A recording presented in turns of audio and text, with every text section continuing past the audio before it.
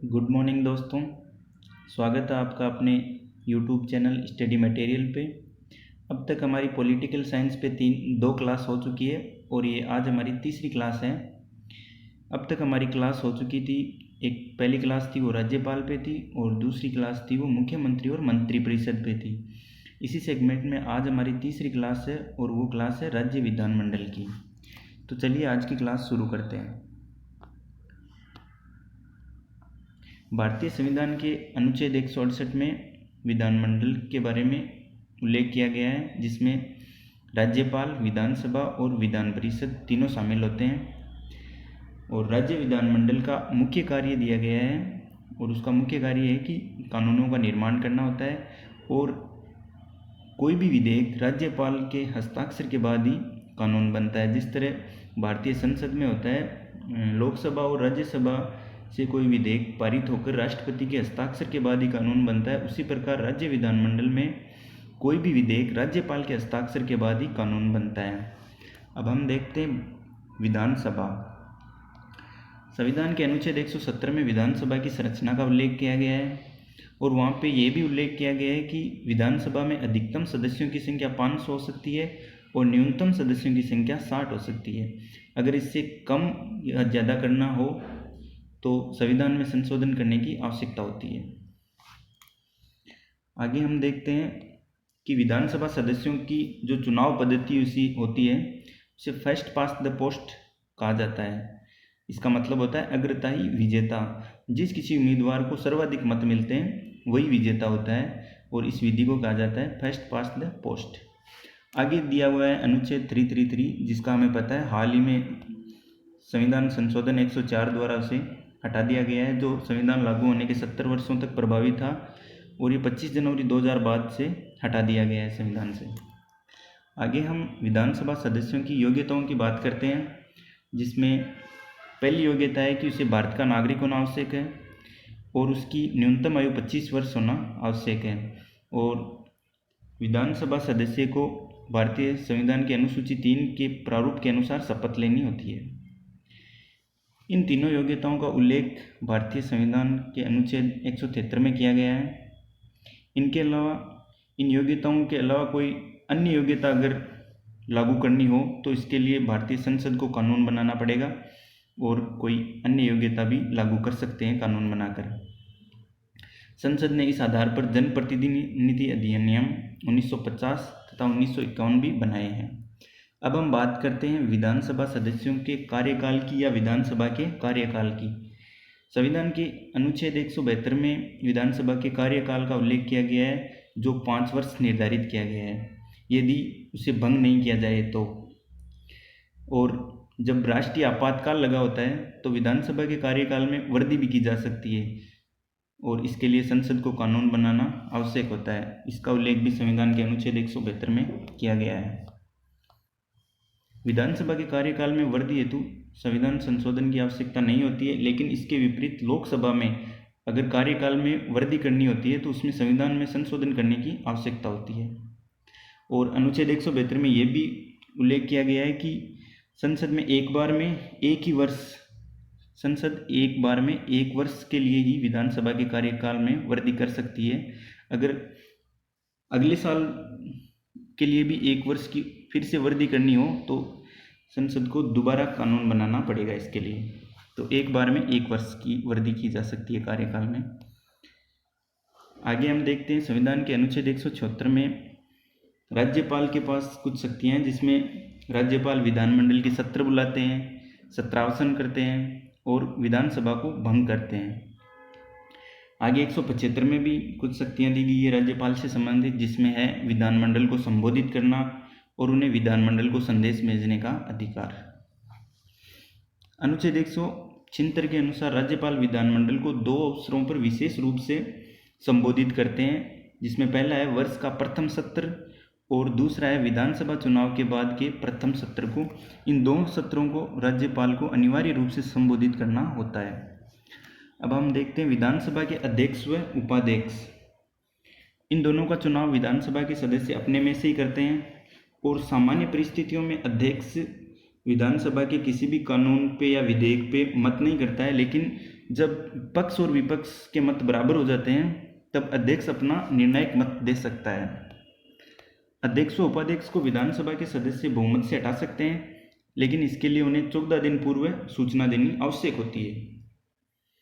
अध्यक्ष व उपाध्यक्ष का पद रिक्त होने पर कई बार विधानसभा में अध्यक्ष और उपाध्यक्ष का पद रिक्त होता है तो राज्यपाल एक अस्थायी अध्यक्ष की नियुक्ति करते हैं जो विधानसभा में कार्रवाई को संभालते हैं और उसे प्रोटेम स्पीकर भी कहा जाता है। जबकि कई बार अध्यक्ष और उपाध्यक्ष अनुपस्थित होते हैं, उस समय जो सभापतियों का पैनल होता है उसी में से किसी एक के द्वारा अध्यक्षता की जाती है। और हम राजस्थान की बात करें तो राजस्थान में सभापतियों के पैनल में अभी 4 सभापति है। आगे हम देखते हैं विधानसभा सदस्यों की शपथ। अनुच्छेद 188 के अनुसार विधानमंडल के सभी सदस्यों को राज्यपाल अथवा उसके द्वारा अधिकृत किए गए व्यक्ति द्वारा शपथ दिलाई जाती है और शपथ के प्रारूप का उल्लेख भारतीय संविधान की अनुसूची 3 में किया गया है। राज्यपाल द्वारा जो व्यक्ति अधिकृत किया जाता है उसे प्रोटेम स्पीकर भी कहा जाता है। वो प्रोटेम स्पीकर ही विधानसभा सदस्यों को शपथ दिलाता है और जो राज्यपाल द्वारा प्रोटेम स्पीकर नियुक्त किया जाता है उसे राज्यपाल द्वारा पहले शपथ दिलाई जाती है। अब हम बात करते हैं विधानसभा में कोरम या गणपूर्ति की। कोरम या गणपूर्ति का सीधा सा मतलब होता है कि कितने सदस्य विधान सभा में उपस्थित होने चाहिए कार्रवाई को सुचारू रूप से चालू रखने के लिए। तो अनुच्छेद 189 के अनुसार विधानमंडल का कोरम 10 होता है, अथवा वहाँ पे ये भी उल्लेख किया गया है कि सदन की जो कुल सदस्य संख्या होती है उसका 1/10 होता है और इन दोनों में से जो भी अधिक होता है वो है। राजस्थान में हम कोरम की बात करें तो राजस्थान में विधानसभा सदस्यों की संख्या 200 है, इस कारण यहाँ पे कोरम 20 है। आगे हम विधानमंडल के कार्यों की बात करें तो विधानमंडल का पहला कार्य है कानूनों का निर्माण करना। कोई भी विधेयक किसी भी सदन में रखा जा सकता है। यदि विधेयक को विधान परिषद में रखकर पारित करवाया गया है और विधानसभा उसे स्वीकार नहीं करती है तो विधेयक समाप्त हो जाता है। अगर विधान परिषद से हमने कोई विधेयक पास करवाया है और उसे फिर विधानसभा में हमें रखा है तो अगर विधानसभा उसे पारित करने से मना कर देती है तो वो विधेयक वहीं पे समाप्त हो जाता है। और अगर यदि किसी विधेयक को विधानसभा से पारित करवाया गया है और उसे विधान परिषद में रखा जाता है तो 3 माह में उसे पारित करना होता है, अन्यथा विधेयक वापस विधानसभा में चला जाता है। अगर वो विधेयक वापस विधानसभा में चला गया तो एक बार फिर से विधानसभा उसे पारित करके अगर भेज देती है विधान परिषद के पास तो विधान परिषद को उसे 1 महीने में पारित करना होता है, अन्यथा वो विधेयक पारित मान लिया जाता है। तो इस प्रकार हम देखते हैं कि विधान परिषद किसी भी विधेयक को अपने पास 4 महीने तक रोक सकती है। राज्य स्तर पर संयुक्त अधिवेशन का कोई प्रावधान नहीं किया गया है। जिस प्रकार लोकसभा और राज्यसभा में जॉइंट सीटिंग अरेंजमेंट की व्यवस्था होती है उस प्रकार राज्य स्तर पर ऐसी कोई व्यवस्था नहीं है कि संयुक्त अधिवेशन बुलाया जाए। आगे हम विधान मंडल का दूसरा कार्य देखते हैं, संविधान संशोधन विधेयकों को अनुमोदित करना। संविधान संशोधन के संदर्भ में राज्य पहल नहीं कर सकते हैं। अगर कोई संविधान संशोधन से संबंधित कोई विधेयक होता है तो उस पर कोई भी राज्य पहल नहीं कर सकता है। इसके लिए लोकसभा या राज्यसभा में विधेयक लाना जरूरी होता है। तीसरा कार्य होता है बजट पारित करना और चौथा कार्य है चुनाव संबंधित, जिसमें राष्ट्रपति के चुनाव में विधानसभा के जो भी निर्वाचित सदस्य होते हैं वो सभी भाग लेते हैं।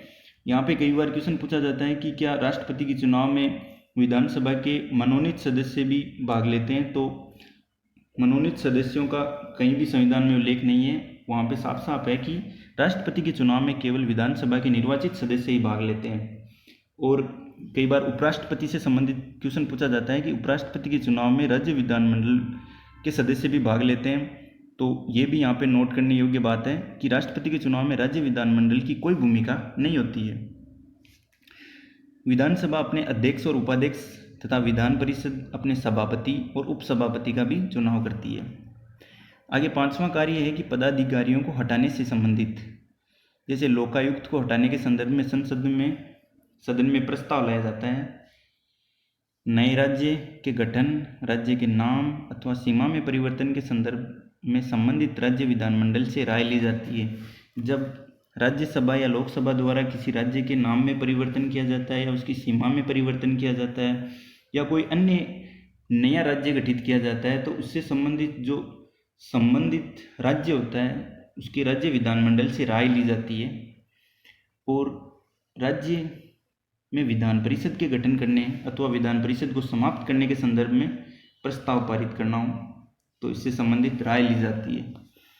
अब हम राजस्थान में विधानसभा की बात करें तो मार्च 1952 में राजस्थान विधानसभा का गठन हुआ था। उस समय राजस्थान में 160 सीटें थी। पहले विधानसभा चुनाव में कांग्रेस को 82 सीटें, राम राज्य परिषद को 24 सीटें और 35 सीटें निर्दलीय सदस्यों को प्राप्त हुई थी। जब 1956 में अजमेर का विलय हुआ तो राजस्थान में सीटों की संख्या 190 हो गई थी और वर्तमान में राजस्थान में सीटों की संख्या है 200, जो 1977 के बाद स्थायी है। विधानसभा सीटों का निर्धारण संसद के कानून से किया जाता है। और हम राजस्थान में अध्यक्ष की बात करें तो नरोत्तम जोशी पहले विधानसभा अध्यक्ष थे और लाल सिंह सक्तावत पहले उपाध्यक्ष थे और महारावल संग्राम सिंह पहले प्रोटेम स्पीकर थे। हम अध्यक्ष के रूप में सर्वाधिक कार्यकाल की बात करें तो रामनिवास मिर्धा विधानसभा में 2 बार अध्यक्ष रहे हैं और उनका कार्यकाल अब तक सर्वाधिक समय तक रहा है। पूनमचंद बिश्नोई एकमात्र व्यक्ति है जो प्रोटेम स्पीकर, विधानसभा अध्यक्ष तथा उपाध्यक्ष तीनों पदों पर नियुक्त हुए हैं। विधानसभा में अध्यक्ष के पद पर महिला की बात करें तो सुमित्रा सिंह एकमात्र महिला है जो विधानसभा में अध्यक्ष रही है और तारा भंडारी एकमात्र महिला है जो विधानसभा में उपाध्यक्ष भी रही है। अब हम विधानसभा की शक्तियों की बात करें तो विधानसभा में जो समितियां होती है उसकी बात करें तो ये 4 समितियां हैं। पहली समिति है लोक लेखा समिति जिसमें 15 सदस्य हैं। दूसरी समिति है अनुमान समिति ए जिसमें 15 सदस्य हैं। तीसरी है अनुमान समिति बी जिसमें 15 सदस्य हैं और चौथी है लोक उद्यम समिति जिसमें भी 15 सदस्य हैं। राजस्थान विधानसभा में अब तक 13 बार अविश्वास प्रस्ताव लाया जा चुका है, लेकिन एक बार भी अभी पारित नहीं हुआ है। पहली बार 1952 में टीकाराम पालीवाल के विरुद्ध लाया गया था और अंतिम बार 1986 में हरिदेव जोशी के विरुद्ध लाया गया था। राजस्थान विधानसभा द्वारा 1994 में विधान बोधिनी नामक त्रैमासिक पत्रिका प्रकाशित की जा रही है जो 1994 से कंटिन्यू है और इसका नाम है विधान बोधिनी और ये त्रैमासिक है, प्रत्येक 3 माह से प्रकाशित की जाती है। एक टर्म पूछी जाती है ओएसिस जिसकी फुल फॉर्म है online answering information system for assembly question. इसका मतलब है विधानसभा सदस्यों द्वारा सरकारी विभागों से जो ऑनलाइन प्रश्न पूछने की जो प्रक्रिया है वो इस टर्म में आती है। इसकी शुरुआत 2010 में हुई थी और वर्ष 2012 में भारत सरकार द्वारा national award for e governance भी इसे दिया गया था। आगे हम देखते हैं भारत के 6 राज्यों में विधान परिषद का उल्लेख किया गया है, जिसकी मैं आपको ट्रिक भी बता देता हूँ। अब तुम करना, जैसे ए से हो गया आंध्र प्रदेश जिसमें विधान परिषद की 58 सीट है। बी से हो गया बिहार जिसमें विधान परिषद की 75 सीटें हैं और टी से हो गया तेलंगाना जिसमें विधान परिषद की 40 सीट है और यू से हो गया उत्तर प्रदेश जिसमें विधान परिषद की 100 सीटें हैं, जो कि भारत में सर्वाधिक विधान परिषद की सीटें हैं। और एम से हो गया महाराष्ट्र में 78 सीटें विधान परिषद की और लास्ट में हो गया कर्नाटक जिसमें विधान परिषद की 75 सीटें हैं। तो चलिए दोस्तों, आज की हमारी क्लास यहीं समाप्त होती है। वीडियो को लाइक करना मत भूलिएगा और हमारे चैनल को सब्सक्राइब कर लीजिए। और अगर आप अभी तक हमारे टेलीग्राम चैनल से नहीं जुड़े हैं तो अभी जुड़ जाइए ताकि इस वीडियो की संपूर्ण PDF आपको वहाँ पे मिल जाए और डेली आयोजित होने वाली क्विज का भी आप लाभ ले सकें और अन्य जो भी वहाँ पे जो क्वेश्चंस वगैरह डाले जाते हैं डेली करंट अफेयर्स वगैरह के, तो वो भी आप अटेम्प्ट कर सकें। थैंक यू दोस्तों।